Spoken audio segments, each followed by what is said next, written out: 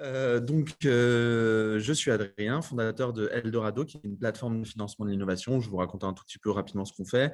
Le but étant plus de comprendre tous les enjeux de financement et les mécanismes de financement pour startups. Au programme, je vais d'abord vous partager ce qu'on fait. On va plutôt parler des financements publics et tout ce qui est BPI France non dilutif, et puis de l'aspect levée de fonds. Un certain nombre d'acteurs que vous connaissez, Business Angel, fonds, etc. Et puis, tout au long, du coup, n'hésitez pas à poser vos questions, même pendant que je parle, j'essaierai de les prendre ou Marilou peut me dire s'il y a des questions. Et puis, si vous voulez prendre la parole pour préciser des propos, n'hésitez pas.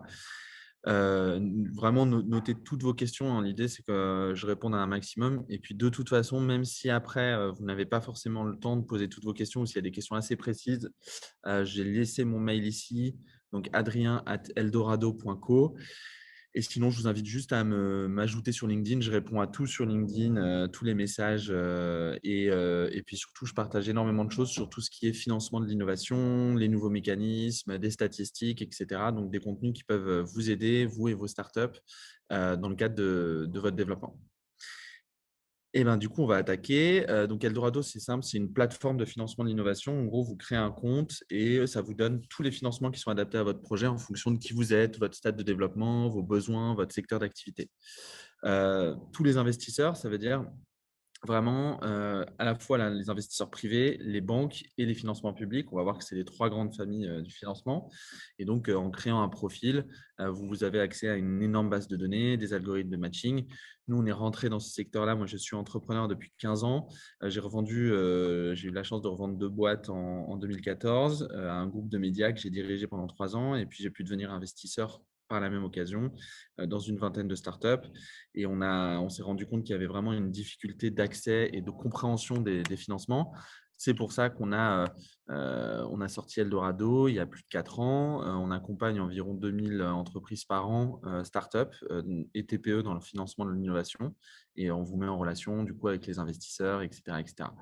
Petite news, vous êtes les premiers à le savoir, mais on a une stratégie de teasing qui va sortir, c'est qu'on sort un livre sur le financement de l'entrepreneuriat. Donc, tout ce que je vais dire à peu près et avec un peu plus de détails, de contacts, de cas pratiques sera disponible en début mai. Donc, j'espère que vous aurez l'occasion de vous plonger dans ce livre. Et puis, j'en enverrai un exemplaire à l'EM pour que vous puissiez, à l'incubateur, quand vous y retournerez plus régulièrement, vous plonger un peu plus en détail dans ces financements. Et d'ailleurs, du coup, je vais passer pour commencer la masterclass. Donc, cette présentation, elle fait 68 slides. Donc, on n'en a pas pour 2 jours, mais je ne vais pas faire tous les slides. Vous verrez qu'il y a des choses, des ressources supplémentaires que vous allez pouvoir reprendre après, ou des concepts dont on va discuter, que j'essaierai de vous envoyer des ressources supplémentaires comme ce que je disais, des templates, des contenus, des articles complémentaires, ce que je vais envoyer à Marilou qui vous le fera parvenir.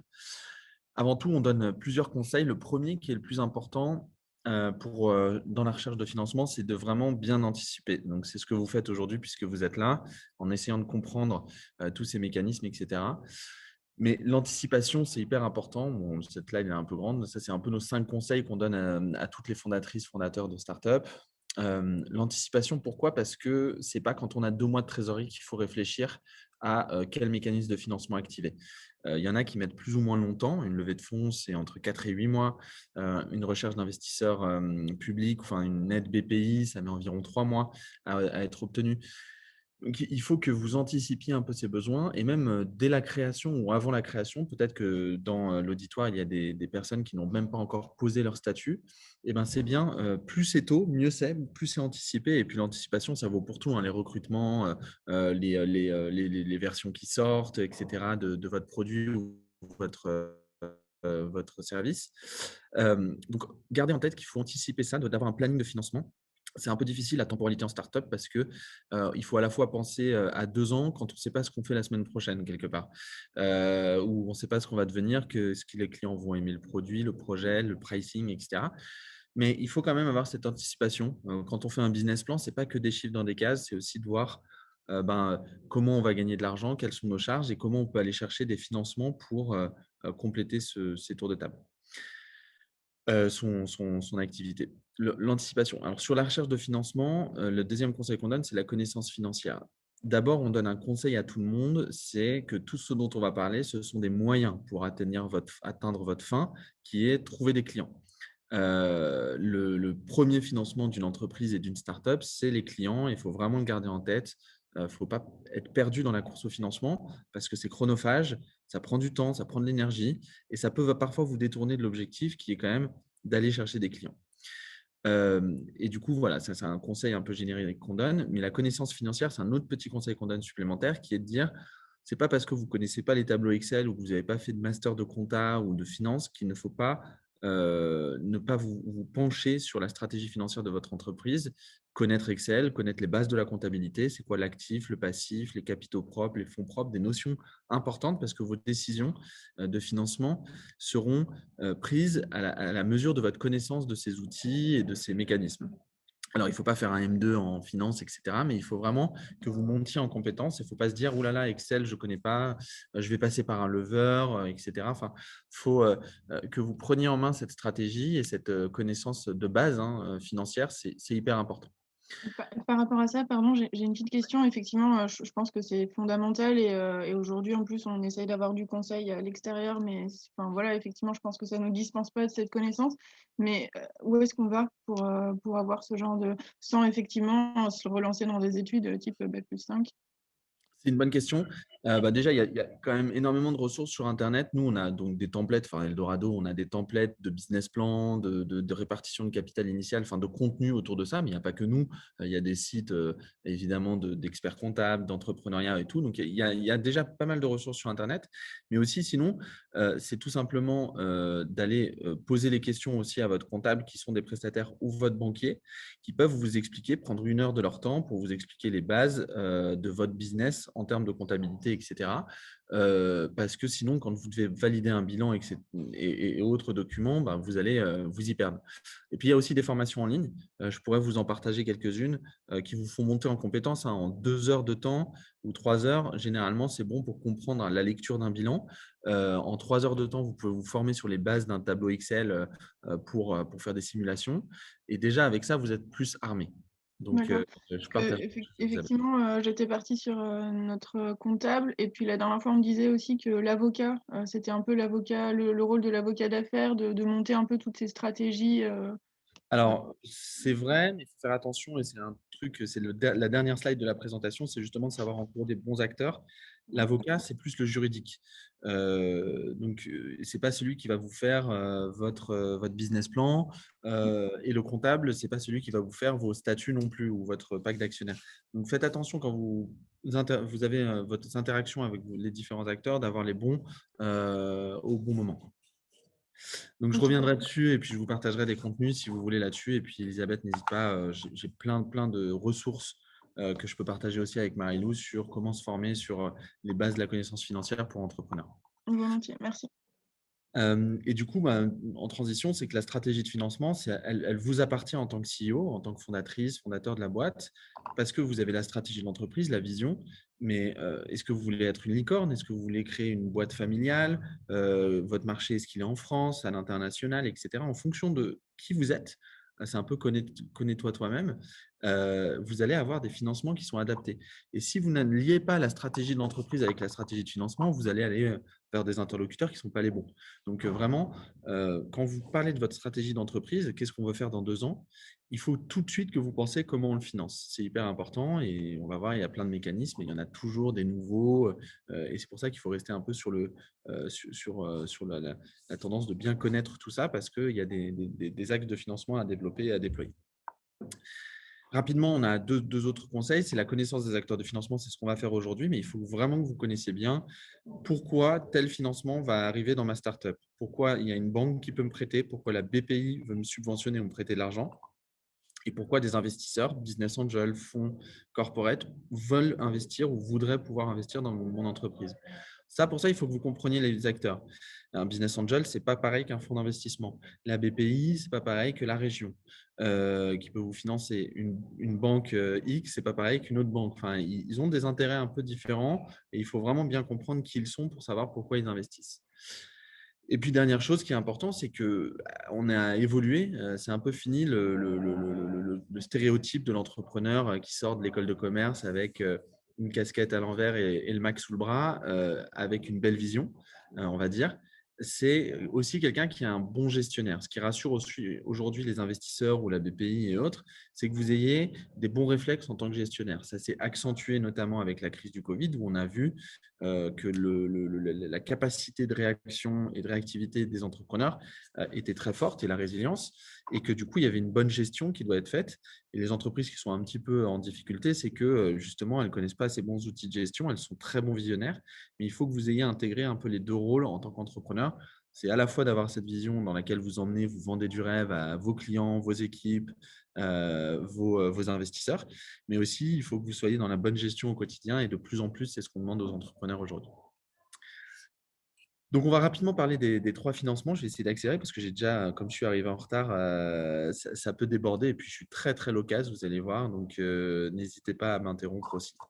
Donc, les trois familles de financement, principalement, sont les banques, les financements publics, qu'on appelle aussi les financements non dilutifs, les financements publics non dilutifs, parce que, à la différence des investisseurs, l'avoir le financement public, c'est qu'on ne va pas se diluer une part de votre capital social en échange du financement. Ce sera soit des mécanismes de prêt, de subvention ou autre.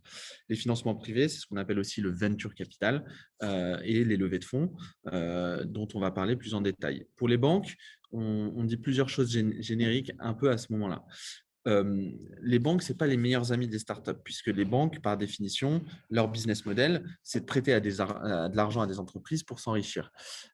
Et dans ce cadre-là, généralement, les banques, elles prêtent aux riches ou aux entreprises qui sont les plus solvables. Et vous n'êtes pas sans savoir qu'une startup est un profil particulièrement risqué, ce qui fait que les banques, traditionnellement, ne prêtent pas un amorçage. Maintenant, il y a deux mécanismes de fonds, enfin deux tendances de fonds. La tendance de création d'entreprises et de favoriser l'entrepreneuriat, la création, l'innovation. Donc, il y a des banques qui ont développé un certain nombre de programmes d'innovation interne, Y à la BNP, le Plateau à Société Générale, le Village by Crédit Agricole, etc., etc., qui sont des programmes qui peuvent vous proposer des financements aussi complémentaires. Alors, il y en a tellement, ils sont tellement éclatés et tellement dédiés à chaque type d'entrepreneur que nous, on les référence, mais on ne peut pas faire dans la présentation les détailler. Nous, on vous conseille sur tout ça sur Eldorado avec plein de mécanismes. Mais ce qu'il faut pour vous, les réflexes que vous ayez, c'est deux réflexes.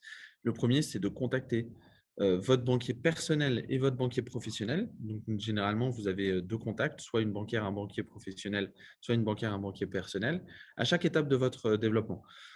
Je vais créer une entreprise, j'ai créé une entreprise, je vais lever des fonds, j'ai levé des fonds, nous avons une première année avec tant de résultats, etc. Pour leur dire, voilà, est-ce que la banque serait disposée à nous soutenir et puis même eux-mêmes pourraient avoir des mécanismes de soutien qui soient un petit peu dédiés à vous parce que l'offre bancaire, elle dépend à la fois des banques entre elles, mais aussi même au sein des banques, elle dépend de la région et au sein de la région, elle dépend de l'agence. Et même au sein de l'agence, elle dépend de votre interlocuteur que vous allez avoir en tant que conseillère ou conseiller bancaire. Donc, vous voyez que c'est une offre qui est quand même assez éclatée, où il y a des poches de financement qui peuvent être assez inéquitables entre les régions, entre les agences, etc. Et la volonté de telle ou telle agence. Donc, pour éviter que vous loupiez des opportunités de cofinancement avec la BPI, ou de prêt après une levée de fonds, etc., ou de prêt au démarrage, contactez votre banquier régulièrement. Et puis, les banques sont devenues un petit peu plus les amis des startups, même beaucoup plus avec les PGE, donc les prêts garantis État, qui ont été alloués depuis un an. L'année dernière, avec le confinement, l'activité bancaire s'est accélérée puisque les banques ont prêté à toutes les entreprises et en particulier aussi les startups sur des prêts qui sont à taux quasi gratuit avec un soutien de la BPI qui se porte garant de ces prêts. C'est encore des mécanismes qui existent. Donc, pour avoir un matelas de trésorerie, c'est important de voir qu'il y a ces PGE et ça peut être très intéressant. On va plonger dans la galaxie des financements publics, donc non dilutifs. C'est représenté en France par quasiment 90 du temps un organisme qui est BPI France, que vous connaissez sans doute. Heu, il y a d'autres mécanismes et d'autres financements, notamment il y a les régions et d'autres types de financeurs comme les réseaux Entreprendre, l'ADEME, les ministères parfois qui font des appels à projets locaux et d'autres groupements publics qui peuvent financer et ils vont fonctionner exactement sur le même concept que la BPI, c'est-à-dire les mêmes conditions pour les mêmes typologies de financement alloués, que ce soit de la subvention, du prêt. Donc nous, je vais beaucoup parler de BPI, mais retenez qu'il n'y a pas que la BPI qui finance. Majoritairement, il y a la BPI, mais il peut y avoir d'autres mécanismes en fonction de qui vous êtes. Nous, on vient de mettre en relation une start-up avec le ministère de la Défense, une start-up qui fait des drones pour sapeurs-pompiers, donc de la cybersécurité ou de la sécurité. Et ben, ils ont eu un soutien sur un appel à projet qui était très peu connu pour avoir un mécanisme qui fonctionne comme celui sur la BPI. Donc, il y a énormément de mécanismes. C'est compliqué de savoir lesquels sont adaptés. Gratuitement sur Eldorado, vous pouvez savoir en quelques clics, hein, puisque nous, on fonctionne avec la BPI et la Chambre de commerce, l'organisme, donc la Chambre des métiers qui regroupe toutes les chambres de commerce, où on liste, il y a 1700 dispositifs de financement en France, et puis il y en a des nouveaux chaque mois. Et en vous connectant, vous savez à date quels sont les mécanismes qui sont adaptés à vous. Donc, ça solutionne cette question que vous avez sans doute déjà en disant c'est gentil, mais lesquels sont adaptés à moi. Aujourd'hui, c'est important pour moi que vous compreniez quels sont ces mécanismes de financement. Donc, on va en parler ici, les différentes natures. Mais avant, ce qui est important que vous compreniez dans BPI, c'est qu'il y a souvent plein de mélanges. Alors, si vous tapez infographie BPI Eldorado, vous allez avoir une infographie justement sur ces métiers et ces pôles. Il y a deux pôles importants sur le financement de l'innovation. Donc, BPI, c'est un énorme organisme, hein. C'est 3500 collaboratrices, collaborateurs qui finance tous les types d'entreprises en France, les PME, le CAC 40, les entreprises cotées, publiques, etc. et les startups. Et les startups, c'est un domaine qui fait beaucoup de bruit parce qu'il y a un enjeu politique, un enjeu stratégique de financer l'entrepreneuriat et l'innovation, faire des innovations de rupture, favoriser les concepts innovants, etc. Et dans ce pôle d'innovation, donc la BPI gagne de l'argent pour l'État parce qu'elle investit. La BPI est financée à 95% par le Trésor public, donc nos impôts. Et elle investit dans des entreprises qu'elle revend plus tard ou elle prête de l'argent qu'elle se voit rembourser progressivement et elle subventionne des entreprises avec l'objectif de favoriser la création d'emplois et l'activité économique, donc le pouvoir d'achat et donc avoir un, comment dire, une influence indirecte positive sur l'économie globale. Et là, vous comprenez, et c'est important parce on va parler des conditions d'éligibilité, quel est le but de la BPI pour vous financer? Il n'y en a qu'un important à retenir, c'est la création d'emplois et le soutien à l'activité économique. Donc, il faut très bien mettre en avant, quand vous sollicitez la BPI ou les régions ou les mécanismes publics, que vous allez être en création d'emplois, de stages, d'alternants, de CDI, de CDD, etc. à terme, ou dans l'immédiat, si vous avez plus de fonds propres, après une levée de fonds notamment. Et ensuite, que vous allez créer de l'activité économique dans le bassin régional, en France, et cetera, en faisant travailler des prestataires français, en ayant des clients en France, et cetera. Et ça, c'est important. C'est pas un organisme protectionniste, mais c'est un organisme qui veut favoriser ça. Donc, en comprenant bien l'objectif de la BPI à ce sujet, vous adapterez bien vos présentations ou vos demandes. Quoi qu'il en soit, il y a deux pôles. Le pôle financement, on va en parler plus tard quand on parlera des levées de fonds, où il y a une vingtaine de fonds spécialisés à BPI, le fonds robotique, le fonds innovation, le fonds santé, etc., qui va investir comme un fonds d'investissement, investi ou co-investi dans une startup. Et l'autre activité d'investissement qu'a la BPI, c'est ce qu'on appelle l'activité de fonds de fonds. Donc, c'est une activité qui permet à la BPI d'investir dans des fonds d'investissement qui eux-mêmes investissent dans des startups. Puisque, pour rappel, le fonctionnement d'un fonds, on le verra plus tard, c'est qu'il lève de l'argent auprès d'investisseurs pour l'investir dans la startup. Ces deux activités, on en parlera plus tard. Nous, ce qui nous intéresse, c'est le pôle financement. C'est quasiment 20 milliards d'euros par an qui sont alloués par plusieurs mécanismes dont on va parler. Donc, c'est un soutien qui est sans faille, surtout après la crise et même en particulier cette année. Maintenant, il faut que vous compreniez quels sont les bons mécanismes au bon moment à activer et les bonnes conditions. Donc, vous voyez, par exemple, il y a des listes d'aides avec des acronymes en veux-tu, en voilà, qui changent tout le temps. Même au sein de la BPI, parfois, ils ne sont pas tout à fait au fait de tous les mécanismes. Donc, c'est pour ça qu'on a créé sur cette plateforme tous les descriptifs des aides pour que vous compreniez bien comment on les a, etc., on les obtient. Mais grosso modo, ce qui est important de retenir, c'est qu'il n'y a que 6 natures de financement à retenir pour vous, avec un mécanisme, le premier, le plus important en termes de création, c'est la subvention de démarrage. Donc, vous qui êtes en région Rhône-Alpes, vous avez plusieurs types de subventions. Il y a notamment la bourse French Tech, qui est la première subvention classique qu'ont les entrepreneurs, qui est d'entre 30 000 et 40 000 euros. On va voir dans les détails comment elle fonctionne, etc. Mais il y a d'autres mécanismes de subvention. Il y a des subventions régionales de la région Rhône-Alpes. Il y a des subventions de BPI pour des entreprises qui sont un peu plus en croissance. Il y a différents types de subventions. Il y a même des subventions qui vont jusqu'à 300 ou 400 000 euros en fonction de vos fonds propres et de l'activité économique. Donc, il y a toujours des subventions ou des prêts à obtenir tout au long de l'activité de votre entreprise. La subvention, à la différence des prêts, c'est que vous n'avez pas à le rembourser. Donc, c'est comme un don. Ce n'est pas exactement un don, c'est un produit imposable. Donc, il faut payer de l'impôt quand même dessus si vous payez de l'impôt. Ou si vous êtes déficitaire, ça va réduire votre report déficitaire puisque c'est comme un produit, c'est comme une vente quelque part. Et l'avantage que ça a, c'est que vous n'avez pas à le rembourser. Vous n'avez jamais à le rembourser, sauf même si vous ne faites pas le programme exactement comme il est fait, ou si vous avez fait un pivot, ou si vous avez réutilisé pour l'argent pour faire un autre projet technologique innovant, etc. On vous demandera des comptes, évidemment, si vous partez aux Bahamas avec la subvention de BPI, mais il n'y a pas d'obligation de remboursement, même si vous ne faites pas le programme tel que vous l'avez défini. Ce qui est particulier, c'est que… Pardon, ce sont des fonds non dilutifs, hein, on est d'accord? Pardon? Ça, ce sont des fonds non dilutifs? Oui, exactement. C'est-à-dire qu'on va vous donner 30 000 euros pour un programme en question, mais vous n'allez pas avoir à le rembourser et vous n'échangez pas ces 30 000 euros contre du capital social. Donc, c'est vraiment de l'argent quasi gratuit. C'est le meilleur mécanisme qui soit quand on démarre une entreprise et même quand on accélère parce que c'est de l'argent qui rentre dans les caisses directement et ça fait plaisir quand on est en démarrage ou quand on est en croissance.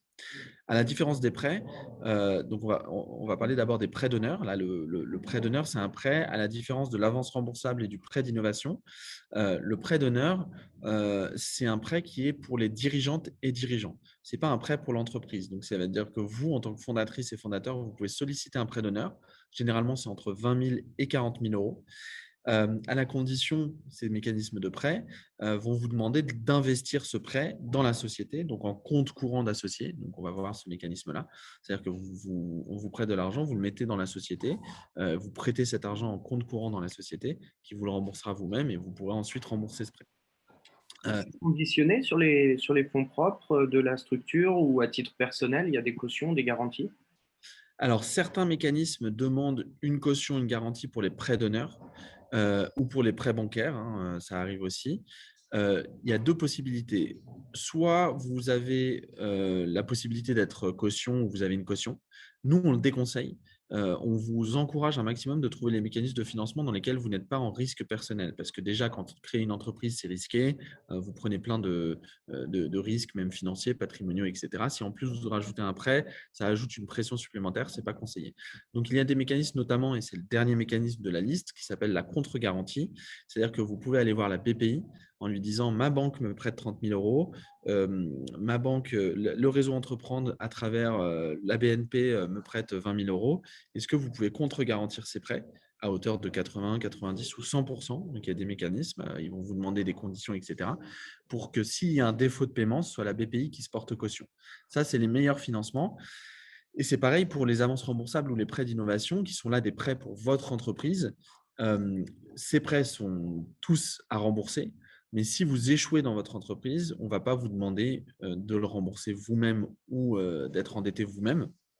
parce que ce sera un risque supplémentaire. Et ce qu'on veut et ce que veut la BPI en vous prêtant cet argent, c'est croire en votre projet. Donc, ils vont quand même valider tout un projet pour voir la solidité financière et de rentabilité, que vous puissiez rembourser ce prêt progressivement. Et ensuite, vous aurez la possibilité du coup de rembourser le prêt et en passant par les comités BPI, ils vont s'assurer un petit peu de tout ça. L'avance rembourse, oui.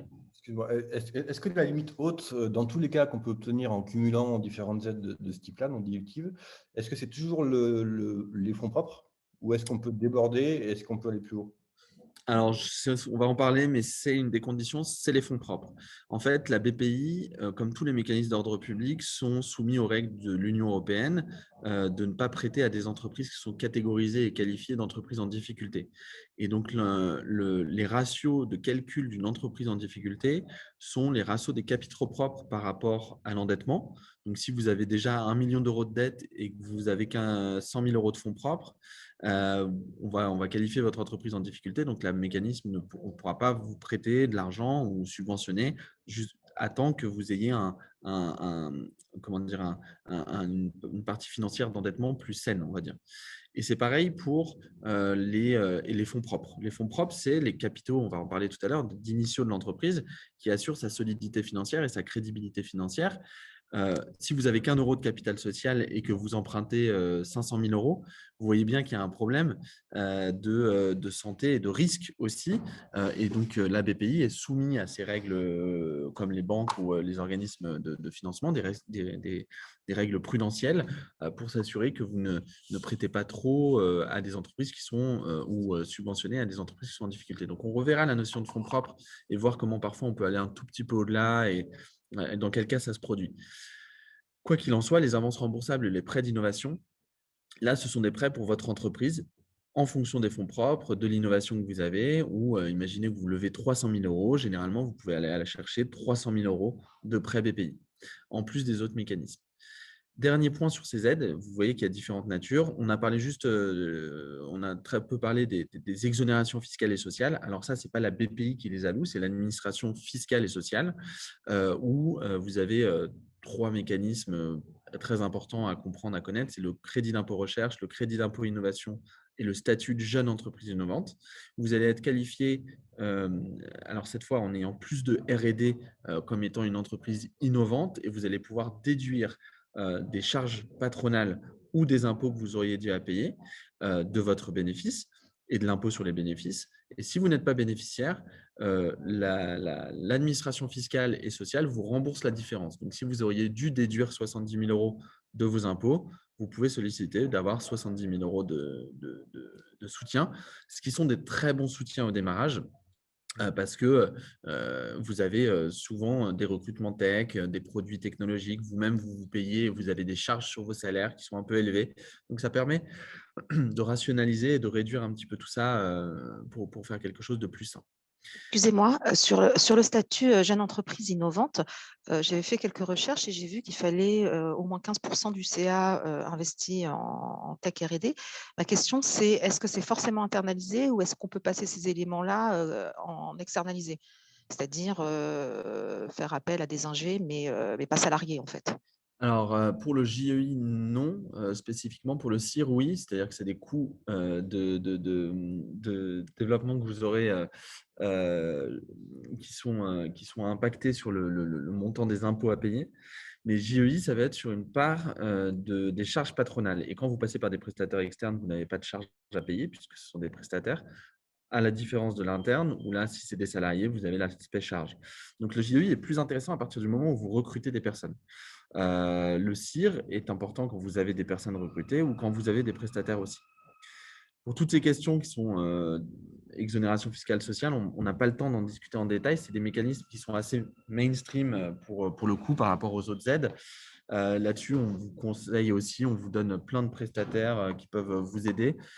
Pour les exonérations fiscales, c'est sûr que vous allez devoir passer par un organisme ou un cabinet de conseil qui soit dédié à ça, parce que c'est du travail très spécifique, technique, comptable, financier, et qu'il faut plutôt se baquer en termes comment dire, de responsabilité aussi, en ayant un cabinet qui sache faire ça. Donc, je peux vous donner des contacts sans problème, à Marilou, etc., sans aucun problème. Ok, merci. Ce qui est important de comprendre sur ces mécanismes, dernière chose, et avant de parler des conditions et de comment s'y retrouver, c'est que ils sont cumulables. Vous ne pouvez pas avoir 10 subventions ni 10 prêts. Ils sont cumulables dans la limite, en gros, d'un taux d'endettement d'une start-up dans ses 5 premières années, c'est 500 000 € d'encours de dette et bancaire. Donc, vous ne pouvez pas aller demander 1 million d'euros de dette quand vous êtes en phase de démarrage. Sur les subventions, c'est une autre règle qui n'est pas de l'endettement, puisque ce n'est pas de la dette. C'est ce qu'on appelle la règle des minimis, c'est-à-dire que vous ne pouvez pas cumuler 20 subventions d'affilée. Déjà, vous ne pouvez pas cumuler une subvention qui va financer le même programme ou le même projet. Donc, il y a des subventions qui, par exemple, il y en a une qui s'appelle l'aide à la faisabilité. C'est-à-dire que vous avez votre produit et votre service et vous voulez tester un nouveau marché ou tester une nouvelle feature, vous avez cette aide qui va venir la tester. Si vous avez de la tech et de l'innovation sur un produit existant, vous avez des subventions pour ce produit-là. Donc, vous ne pouvez pas cumuler non plus à l'infini, mais dans le parcours de financement qui est classique, c'est que vous avez des premières démarches de recherche avant 1 an, parce que l'année d'existence influe, et vous avez donc la bourse French Tech, des aides régionales, etc. pour le démarrage. Et puis ensuite, sur la phase de R&D, vous avez des aides plus généralistes. Généralement, c'est là aussi où vous levez des fonds auprès d'investisseurs et vous maximisez cette levée de fonds en faisant appel à la BPI notamment, ou la région, et vous faites ce qu'on appelle un effet de levier. C'est-à-dire, je lève 100 000 €, je vais pouvoir aller demander à la BPI de me soutenir à hauteur de 50 000 ou 100 000 €. Je lève 1 million d'euros, je vais pouvoir aller solliciter un prêt de 500 000 €, etc. etc. Et puis après, sur la phase de développement commercial également. Très rapidement, parce que je vois que le temps passe et je suis trop loquace, mais n'hésitez pas à me poser vos questions, même par écrit, comme ça je les intègre dans mon pitch. Les conditions de base, elles sont de 3 niveaux. La première, c'est l'immatriculation. Où vous êtes et quand vous êtes créé, cela influe. Vous êtes, pour la plupart d'entre vous, puisque vous êtes à l'EM en région Rhône-Alpes, j'imagine, c'est un avantage par rapport à Paris. Pourquoi? Parce qu'à Paris, il y a 69% des startups françaises qui sont à Paris, Paris intramuros, même pas région, banlieue. Donc, forcément, il y a un plus gros embouteillage et il y a des conditions qui sont un peu plus strictes. Donc, généralement, on dit aux startups provinciales, et on est ravis de faire ce type de masterclass, parce que même si on est à Paris, on pense qu'il y a beaucoup de terreaux d'innovation en région, et notamment avec des structures d'accompagnement qui sont très dynamiques. Et la BPI est très dynamique. Donc, c'est un avantage pour vous d'être BPI et région Rhône-Alpes, qui est un écosystème très intense et très dynamique. Et la date de création influe. C'est-à-dire que pendant la première année, vous allez avoir la bourse French Tech, et à partir de la deuxième année, vous avez d'autres mécanismes. Si vous loupez ou vous avez loupé un mécanisme de par l'année d'immatriculation, ce n'est pas le drame, c'est dommage. Mais généralement, la BPI essaye de mettre tout le monde à la même enseigne. Un projet qui a la vocation de créer de l'emploi, de l'innovation, qui est cohérent, bien formulé, ils auront un mécanisme de subvention et de prêt en fonction des fonds propres. La condition d'éligibilité principale à retenir, ce n'est pas forcément d'être PME indépendante, puisque les critères de PME, c'est quasiment toujours vérifié. Un des critères, c'est d'avoir moins de 250 salariés. Je pense qu'ici, personne n'a plus de 250 salariés, mais c'est une condition de validité qui existe. Et ensuite, c'est quelles sont les dépenses et qu'est-ce que c'est que l'innovation? Ça, c'est un concept intéressant, parce qu'on dit, mais c'est quoi l'innovation? Pour la BPI, c'est assez simple. C'est quelque chose qui n'existait pas avant ou améliorer l'existant. Je prends souvent l'exemple d'une boulangerie. Si vous voulez ouvrir une boulangerie et vendre une baguette, vous allez avoir des financements d'aide au commerce de proximité, aux artisans, aux commerçants, etc. Et pas de soutien à l'innovation. En revanche, si vous faites une baguette 2.0 livrée par drone, etc., avec un service d'usage nouveau pour les usagers, ou une baguette sans boulanger ou sans boulangère qui vous la vend, etc., automatisée, enfin, j'en sais rien. J'imagine qu'il y a beaucoup d'innovation même dans ce secteur de la boulangerie qui peut être créée, ou même dans les produits, si c'est de la levure végane, etc. C'est de l'innovation parce que ça n'existait pas avant. Du moment que ça n'existait pas avant, ou ça améliore l'existant. Et ce n'est pas que de l'innovation technologique. Il ne faut pas que vous ayez un code nucléaire pour envoyer des satellites sur Mars avec une vingtaine de développeurs pour être innovant. Vous pouvez avoir une innovation environnementale, sociétale, sociale, accès à un service, vente d'un bien qui n'existait pas avant et qui améliore les conditions d'une population.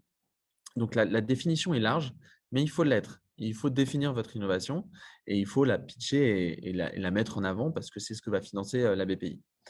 Et du coup, vous allez avoir des dépenses en face. Parce que pour financer cette innovation, soit vous allez recruter des développeurs, passer par des agences, faire en sorte d'avoir des frais de développement, de R&D, etc. au sein de votre entreprise. Parce que la troisième condition de base et qui est très importante, c'est de deux choses qui sont essentielles pour vous de retenir sur les financements non dilutifs, c'est que les organismes comme la BPI ne financent pas 100% du projet. Généralement, ils financent à hauteur de 40 ou 50%. Donc, si vous avez une subvention qui vaut 30 000 euros, il faut que vous ayez un programme de dépenses d'au moins 60-70 000 euros. Parce que vous allez dire à BPI, moi, je finance la moitié et vous aussi, avec l'aide. Si vous avez qu'un programme de 30 000 euros, la BPI ne vous accordera que 15 000 euros sur les 30 000 euros d'assiette de subvention potentielle. Donc, c'est très important pour vous de comprendre que la BPI ne finance pas 100% du projet. Et le deuxième concept qui est essentiel, c'est que la BPI, et ça revient à la question de je ne sais plus qui, puisque je n'étais plus dans les vidéos tout à l'heure, sur les conditions des fonds propres. C'est la condition essentielle, c'est-à-dire que la BPI ne va pas prêter ou vous subventionner 100% du programme et ne va pas faire que le financer qu'elle-même. Elle va le cofinancer avec vous. Et le cofinancement, c'est avec les fonds propres. Donc, les fonds propres, c'est l'assiette de capitaux propres de l'entreprise qui affirme sa solidité financière. On peut créer une boîte avec 1 euro de capital social et faire des clients et se passer des aides publiques, etc. Mais c'est dommage parce qu'il y a beaucoup de mécanismes qui sont adaptés et intéressants. Et du coup, ce qu'il faut que vous reteniez et ce qui est important, c'est que si vous mettez 1 euro, vous n'aurez que 1 euro d'aide généralement, de capital social initial. Après, il y a d'autres techniques pour renforcer ces fonds propres. Je vais rapidement vous les lister. Donc, c'est un mythe un peu de se dire, voilà, je peux créer une boîte avec 1 euro. Il faut toujours, pour que vous ayez du moins des soutiens publics, que vous ayez plus d'argent. Et du coup, cette notion de fonds propres, c'est simple. Au démarrage de votre entreprise, c'est que 3 choses. C'est l'argent que vous mettez, vous et vos associés au démarrage. Si chacun met 5 000 euros, ça fait 15 000 euros de fonds propres. Si vous êtes seul et que vous mettez 30 000 euros, vous avez 30 000 euros de fonds propres dans le capital social initial de votre entreprise. Ensuite, vous pouvez mettre que 1 000 euros de capital. Donc, pour mettre 30 000 euros ou 20 000 euros, puisque une subvention de base chez BPI, c'est 30 000 euros.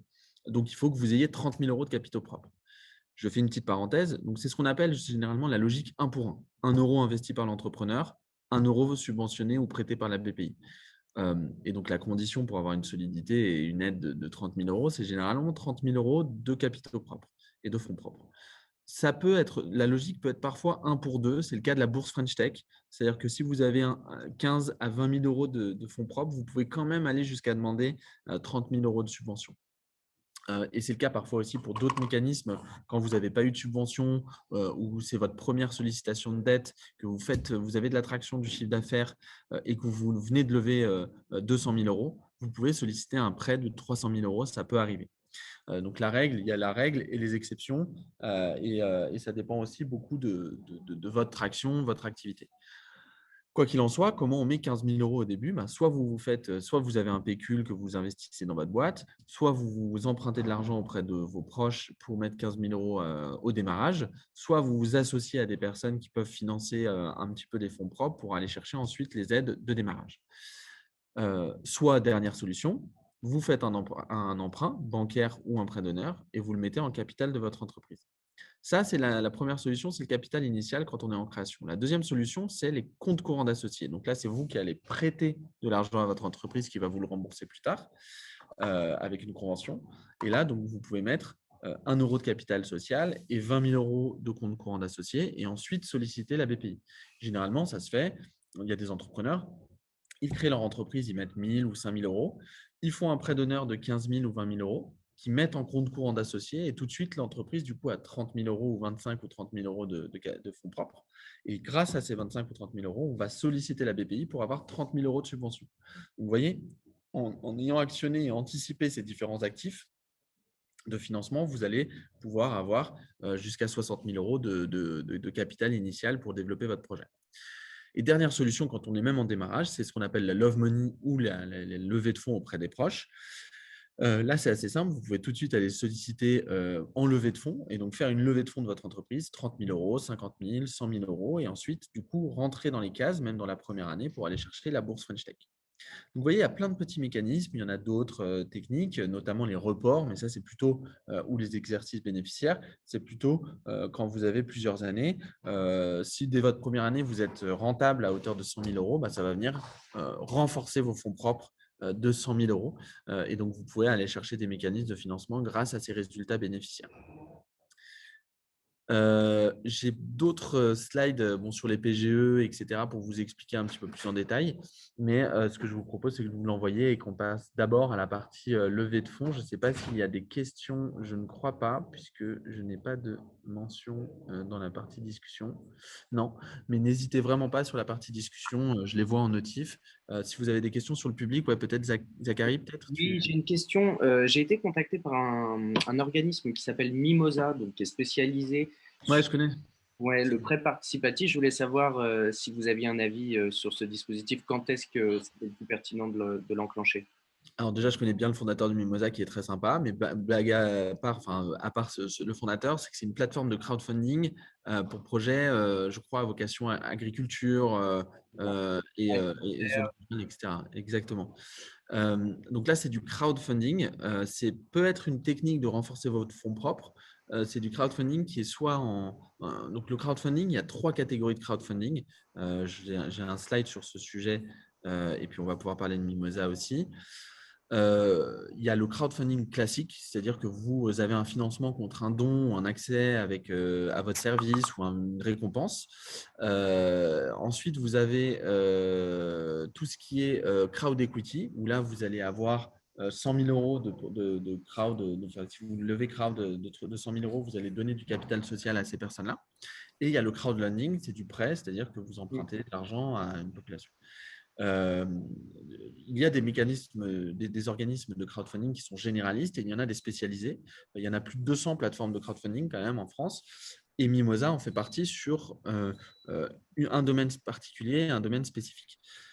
Moi, je trouve que c'est intéressant d'aller voir ces organismes quand ils ne sont pas généralistes, justement quand ils sont spécialisés, parce qu'ils vont avoir une population qui soit prête, soit investie dans des entreprises qu'elles connaissent, dans un secteur qu'elles connaissent, qui est bien identifié. Il y en a dans la mode, dans différents secteurs, etc. Et pour Mimosa, ils ont déjà financé beaucoup de boîtes.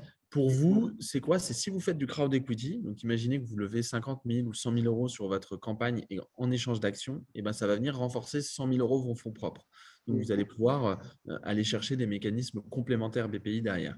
Si on vous les prête ou que c'est du crowdfunding classique, là, ce ne sera pas des renforcements de fonds propres, mais vous aurez quand même plus d'assets financiers dans votre entreprise à son démarrage. Okay, parce que on discutait ensemble et il me disait que justement cette option de crowd lending,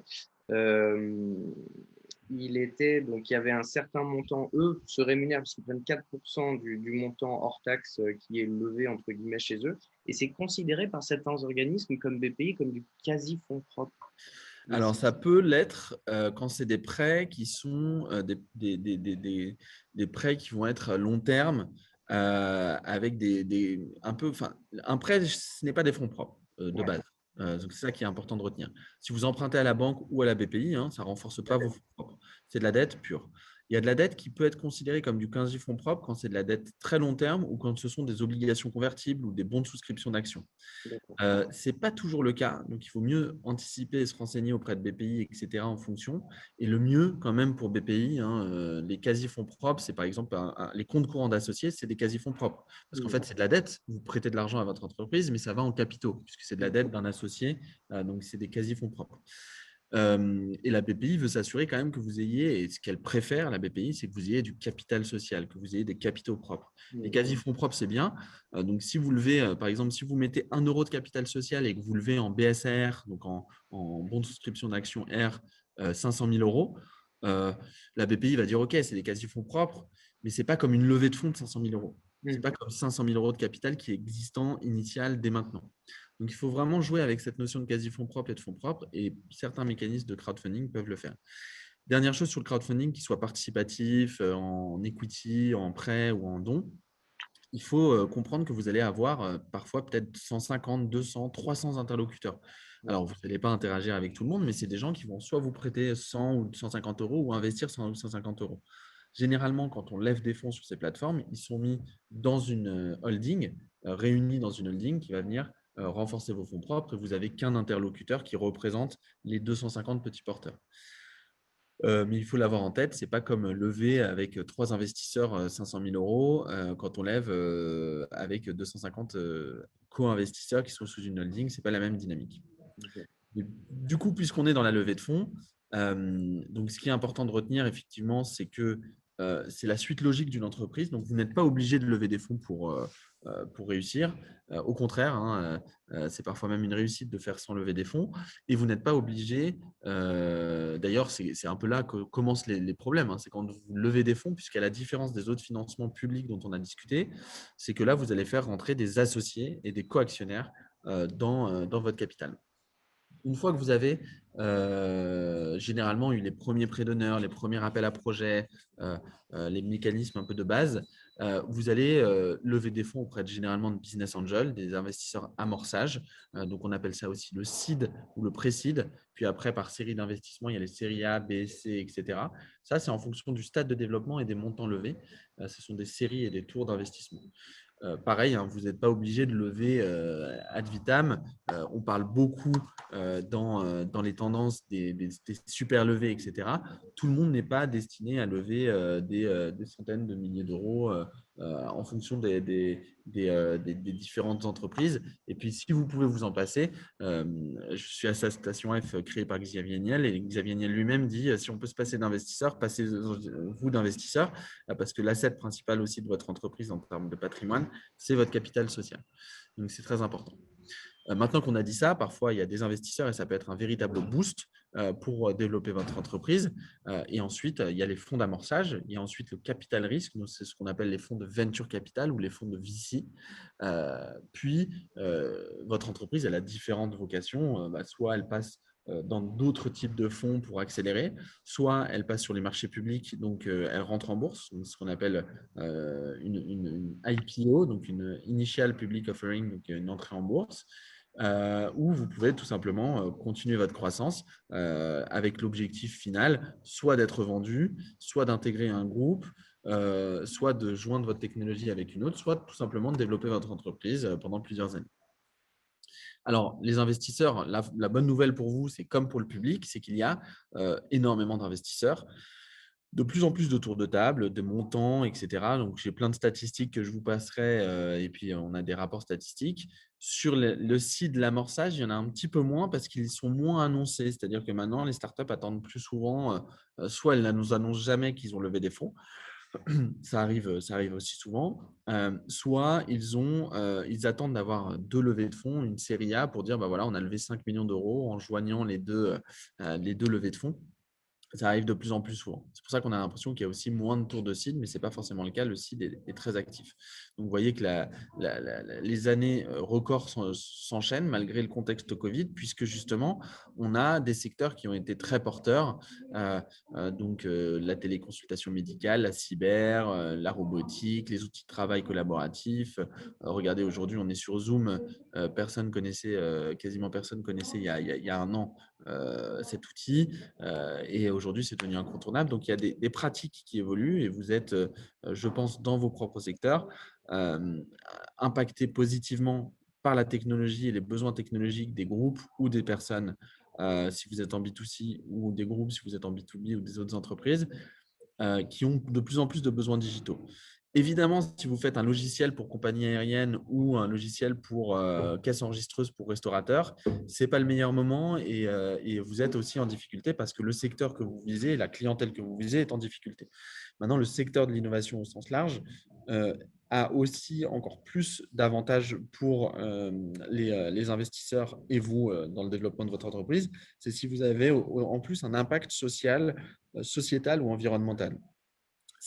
C'était à la mode et maintenant c'est un peu devenu même plus qu'à la mode, c'est quasiment un must-have. Il faut que vous ayez dans votre démarche un impact parce que les consciences évoluent, celles des investisseurs aussi qui ont envie de participer à un meilleur monde, que ce soit économique, financier, environnemental, etc. Donc, c'est très important de le retenir pour vos présentations. Alors, souvent, on me demande quel investisseur choisir. Là, j'ai plusieurs conseils à vous donner. Donc, déjà, il y en a 4 catégories principales. On a parlé un peu du crowdfunding par equity, qui est une autre petite catégorie. Le crowdfunding en equity, vous allez avoir ces 250 petits porteurs qui sont, à la différence des business angels, pas des investisseurs professionnels. Les business angels sont des personnes physiques qui sont des investisseurs de type professionnel, c'est-à-dire qu'ils investissent au moins 15 000 € par projet et par an. Ces types d'investisseurs sont parfois réunis en groupement. Il y a aussi des business angels en région lyonnaise. Il y a des groupements de business angels. Il y a des business angels qui sont indépendants. Il y en a environ 3 000 à 3 500 en France. Et la question que vous allez me dire, c'est comment on les connaît. Avant, il y avait beaucoup d'événements. Vous pouvez faire du réseau, même voir physiquement des personnes, pitcher votre boîte, etc. Aujourd'hui, c'est un peu différent. Les business angels, il y en a 3 catégories principales. La première, c'est des anciens entrepreneurs qui réinvestissent dans l'économie de numérique et dans l'économie de l'innovation. La deuxième catégorie, ce sont des cadres supérieurs qui veulent diversifier leur investissement. Et la troisième, ce sont des personnes plus seniors, voire retraitées, qui veulent aussi diversifier leurs risques et qui veulent participer à la croissance d'une entreprise en soutenant financièrement, mais aussi opérationnellement. Parce que le business angel, ce n'est pas que de l'argent, c'est aussi quelqu'un qui va vous apporter une vraie dynamique de démarrage, ouvrir le réseau, vous donner une expertise dans votre domaine parce que si vous êtes dans les médias et que c'est une personne qui a fait 25 ans dans les médias, va forcément vous apporter une certaine profondeur et une certaine connaissance sur un certain nombre de choses de votre entreprise. Et le business angel, à la différence du venture capital, c'est qu'il n'a pas de business model. Son business model, il va espérer potentiellement faire un gain en revendant votre entreprise, mais son intérêt premier, il n'est peut-être pas là. Principalement, il est déjà de participer à la création de votre produit ou votre service. Donc, choisissez bien votre business angel dans cette psychologie-là.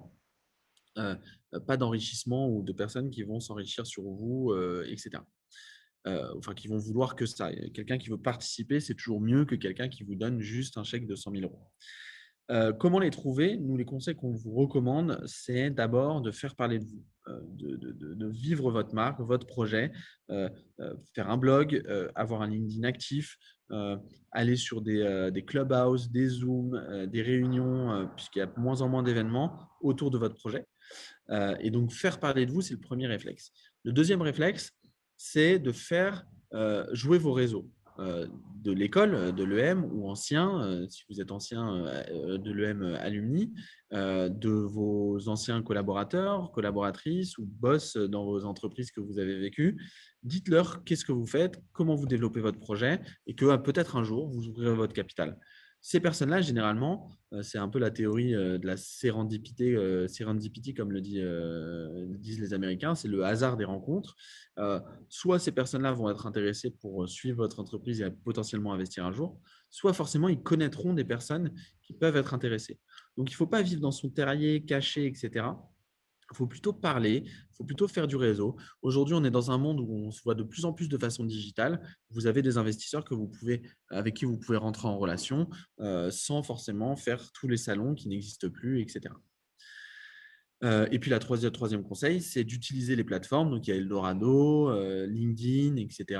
pour contacter des potentiels investisseurs qui sont adaptés à votre domaine, soit avant votre levée de fonds, en disant, voilà, nous, on développe ça. J'ai vu que vous investissiez dans des entreprises de ce secteur ou qui ont ce business model-là.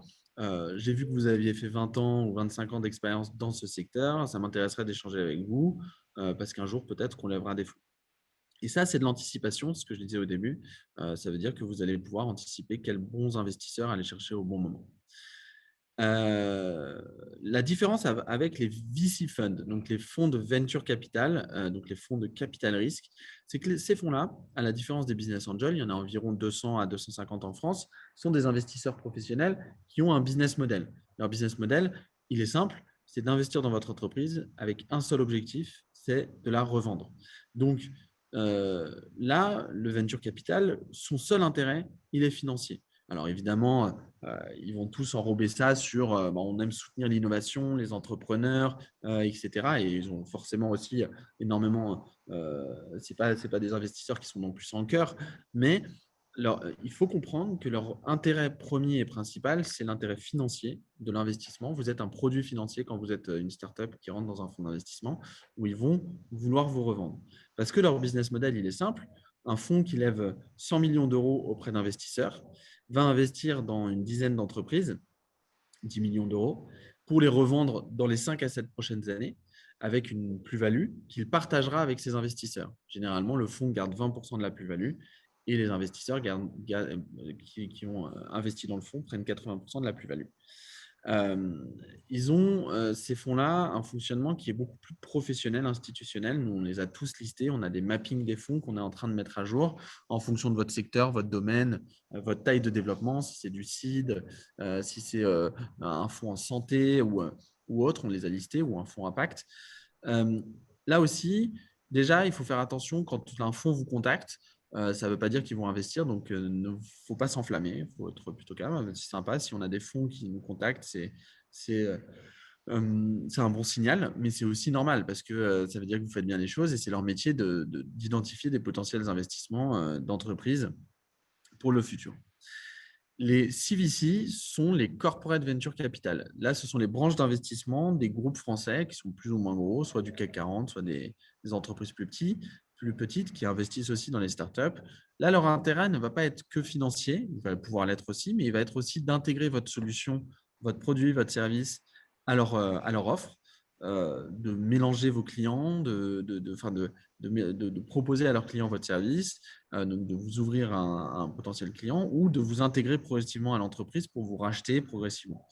Il y en a de plus en plus, il y a environ 80 corporate venture en France et du coup, pour les contacter, pareil, c'est la même chose que les fonds de VC, sont équipés d'équipes d'investissement, etc. Et puis, dernière catégorie, les family office qui sont plus discrets. Il y en a une quarantaine en France, pareil, elles sont bien référencées sur Eldorado ou autres, ont la capacité cette fois d'investir, de diversifier leur investissement. Ce sont des grandes fortunes familiales françaises donc les Dassault, les Mullier, la famille d'Entresangles, etc., ou alors des anciens entrepreneurs qui ont eu beaucoup de succès, qui vont investir dans l'entrepreneuriat sous le même format qu'un fonds de VC, avec peut-être moins un intérêt financier immédiat ou dans les 5 à 7 prochaines années, mais plutôt de participer en cofinançant des entreprises et des entrepreneurs parce qu'eux-mêmes l'ont été. Je vais rapidement vous donner les étapes de la levée de fonds et quelques conseils pour terminer. Et puis après, je vous laisserai me poser. Oui, Bonjour. oui, bonjour. J'ai une question. Bonjour, je suis Zine, je fais partie de l'équipe IECO. J'aurais une question. J'ai entendu parler de l'investissement par les clients. Ça veut dire faire une levée de fonds avec ses clients pour plus les intégrer et les intégrer dans le parcours de l'entreprise. Ça arrive très souvent, surtout quand vous êtes en B2C et que vous vendez un produit. Généralement, si vous êtes en produit B2C, vous pouvez faire du coup ce qu'on appelle, on en a parlé tout à l'heure, c'est du crowdfunding.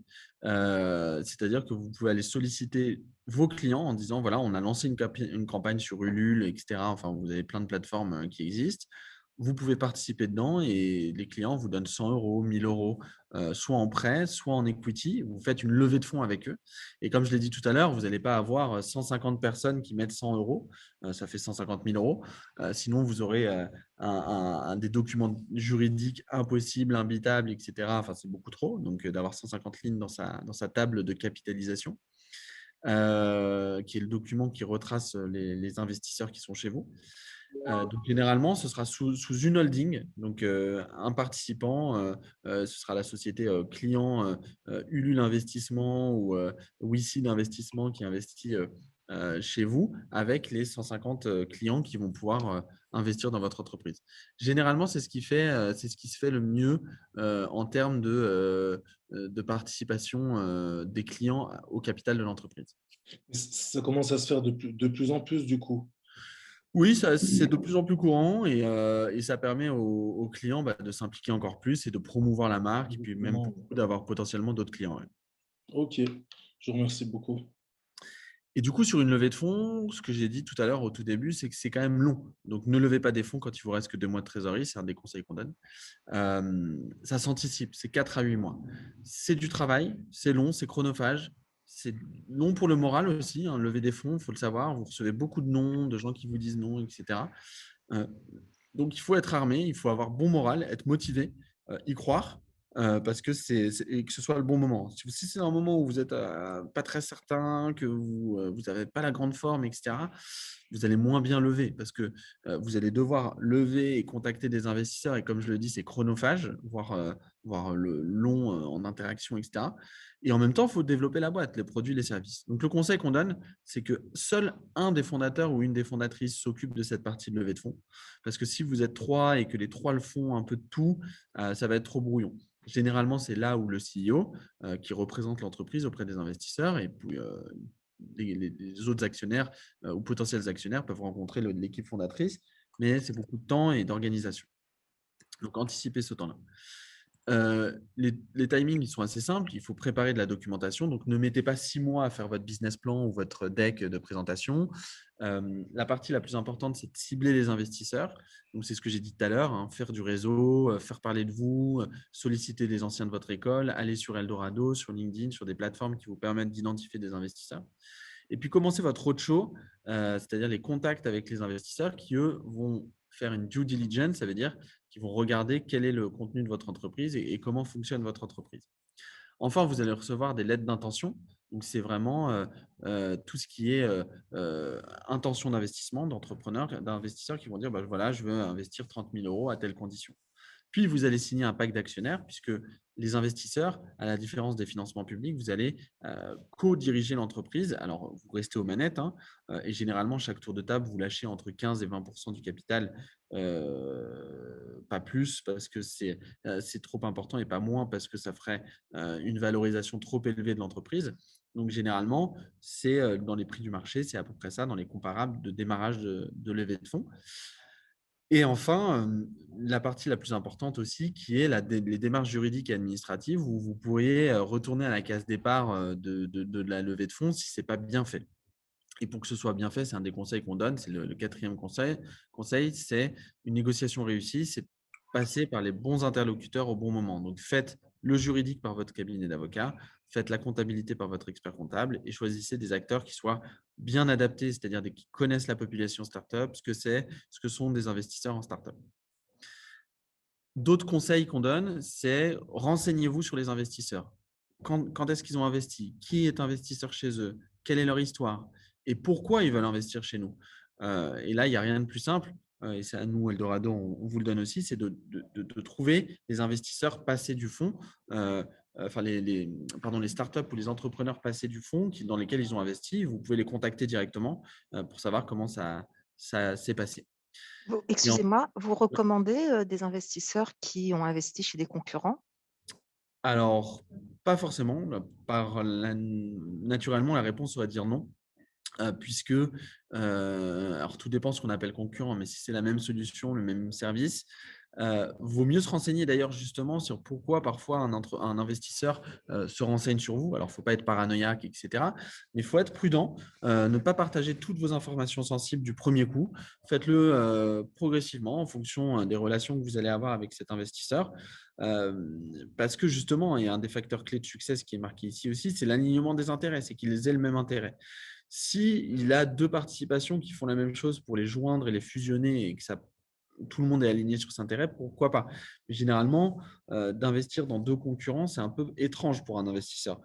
Ce qui peut arriver, c'est qu'il y a un investisseur qui a investi chez votre concurrent et qui veut se renseigner un petit peu sur ce que vous faites, votre levée de fonds, les chiffres, etc., pour voir où est-ce que vous en êtes et capter de l'information économique, quoi. Mais ça arrive peu qu'il y ait 2 participations concurrentes dans un même portefeuille d'investissement. Ok, merci. Et puis, dernier facteur clé de succès, je l'ai dit et je le redis, le niveau de trésorerie suffisant. Il faut vraiment que vous ayez assez de trésorerie, 1 an de trésorerie pour commencer à lever des fonds et pas 2 mois parce que sinon c'est trop tard. Et puis ça envoie même un mauvais signal pour les investisseurs qui du coup vont voir l'urgence de la situation et peut-être mieux négocier et vous serez moins confortable dans la négociation si vous avez 2 mois de trésorerie que si vous avez 1 million d'euros de trésorerie et 1 an de trésorerie derrière. J'ai terminé pour hop là, je vais remettre la présentation, je ne sais pas pourquoi elle a disparu. J'ai terminé la partie présentation. Est-ce que vous avez des questions? Encore une fois, je vais vous envoyer un certain nombre de ressources et la présentation avec qui a plein de détails qu'on n'a pas eu le temps d'aborder, ainsi que d'autres contenus. Vous avez mon mail adrien@eldorado.co et mon LinkedIn où vous pouvez me solliciter ou suivre ce qu'on partage. Mais déjà, si vous avez d'autres questions, n'hésitez pas. J'ai encore un peu de temps pour y répondre.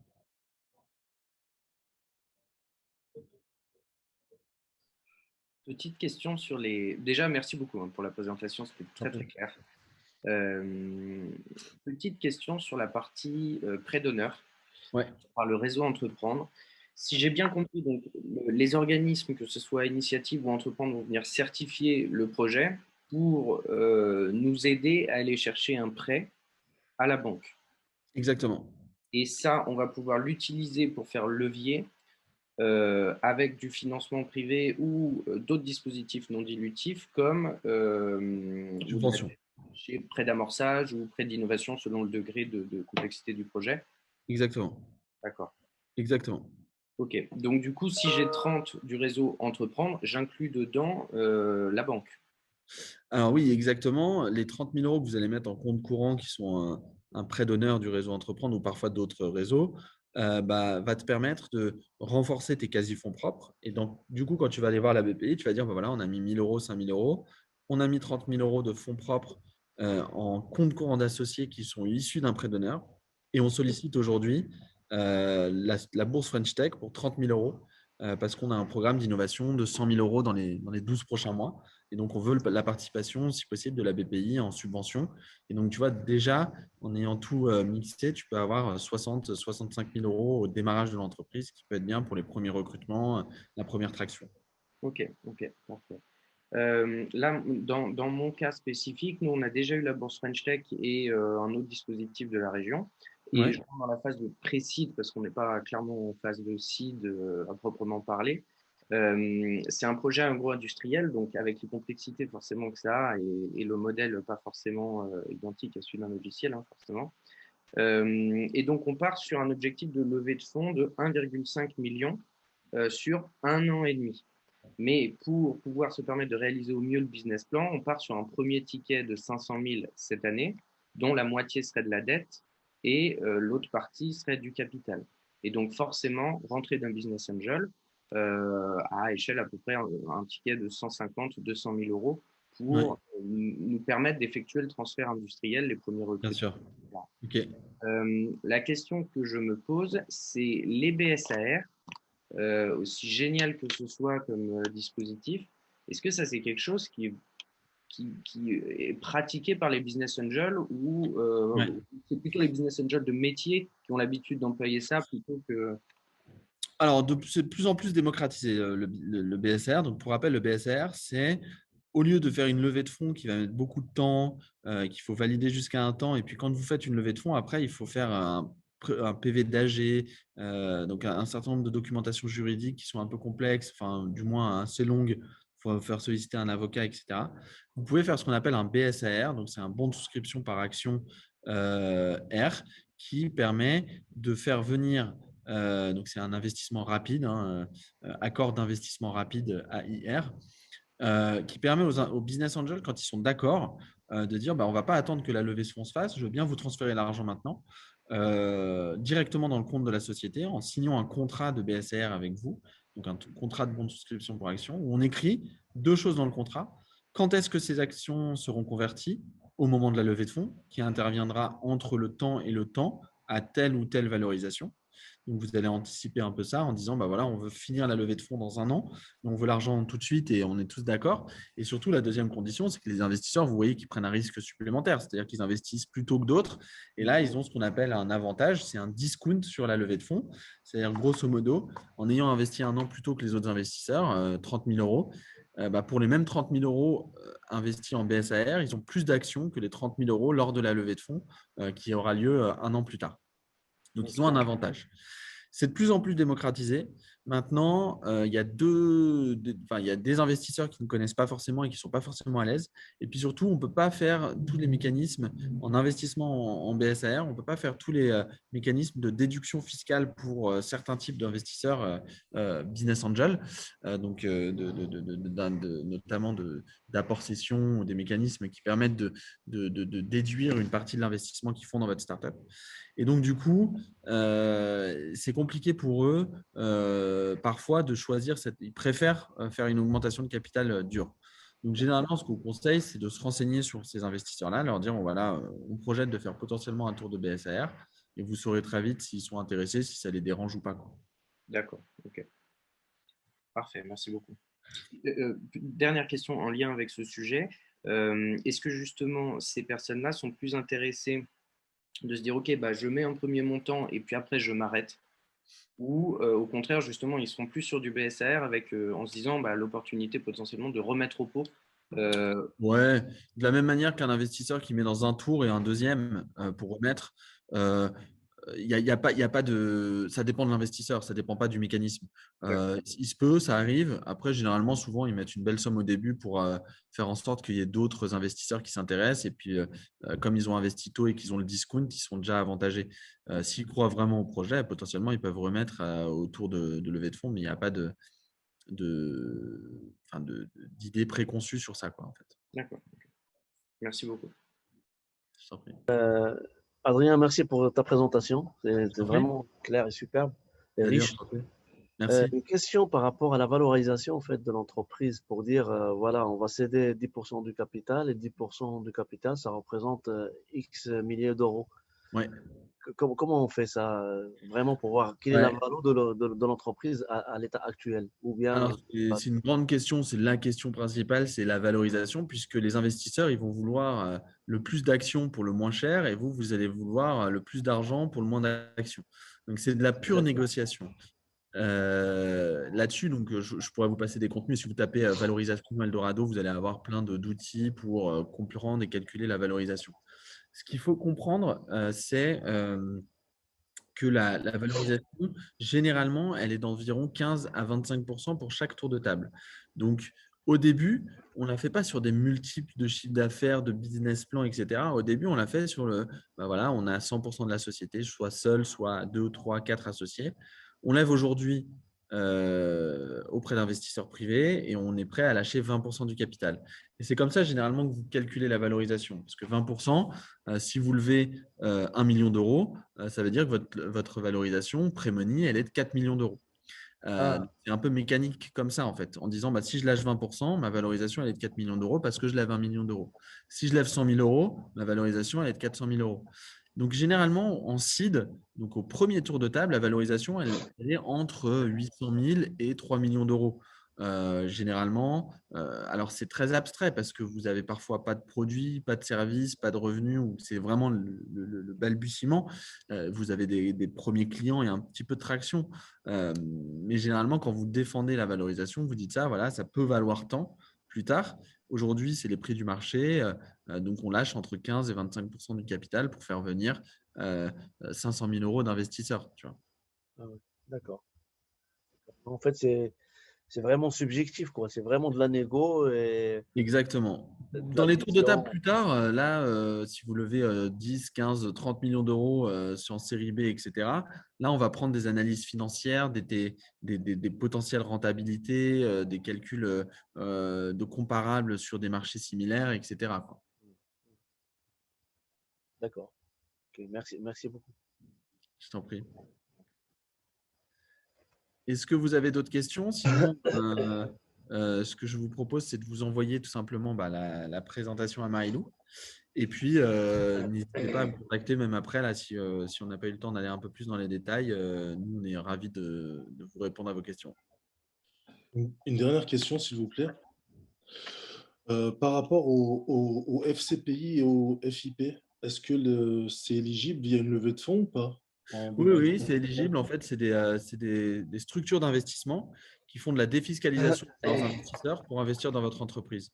Et ça peut être des investisseurs, généralement, c'est des FCPI. Les fonds de venture, généralement, c'est des FCP ou des FCPI. Ok, d'accord. Merci beaucoup. Eh ben, écoutez, super. Moi, s'il n'y a plus de questions, je vous propose encore une fois, ça fait 25 fois que je le dis, mais j'envoie tout ça et je suis disponible pour toutes vos questions. Et puis, ravi de vous avoir connu ce matin et j'espère en savoir un peu plus sur vos startups avec grand plaisir. Ouais, Merci beaucoup. Merci. Merci beaucoup. Merci à Merci. vous et puis Merci beaucoup. bonne fin de journée. Bonne Merci, au journée, au revoir. revoir. Au revoir.